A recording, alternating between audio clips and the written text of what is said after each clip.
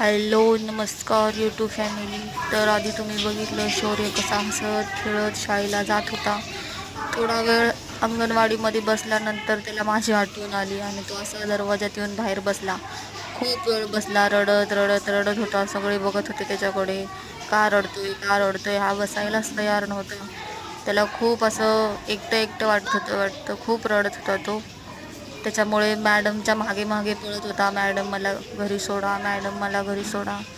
पण मॅडम म्हणाल्या की नाही, 2-3 दिवस मम्मी तुझ्यासोबत बसली होती ना, मग आज मम्मी नाही बसू शकत. रोज रोज मम्मी कशी बसू शकते शाळेत तुझ्यासोबत.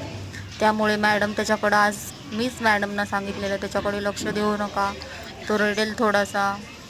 त्यामुळे मॅडम त्याच्याकडे आज लक्ष देत नव्हत्या, पूर्णपणे त्याला इग्नोर करत होत्या. त्यामुळे तो म्हणाला की मॅडम तुम्ही माझ्याकडे लक्ष देत नाही तर मी माझ्या मम्मीची वाट बघणार दरवाजात बसून. त्यामुळे तो दरवाजात येऊन बसला. आता तिथे एक बाई गेली आपल्या मुलाला घेऊन. बघू बघू त्याला खूप रडू येत होतं, रडत होता, डोळे पुसत होता. मी तिथंच बसून होते पण त्याचं लक्ष नव्हतं माझ्याकडे. मी हा व्हिडिओ शूट करत होते कारण की मी काय करू शकते आता.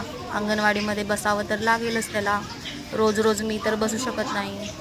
तर मॅडम येत होत्या बाहेर फोनवर बोलत, तर तो तिथेच होता, मॅडमकडे बघत होता, मॅडमला बोलत होता, मॅडम मला पण सोडा, माझ्या मम्मीला बोलवा.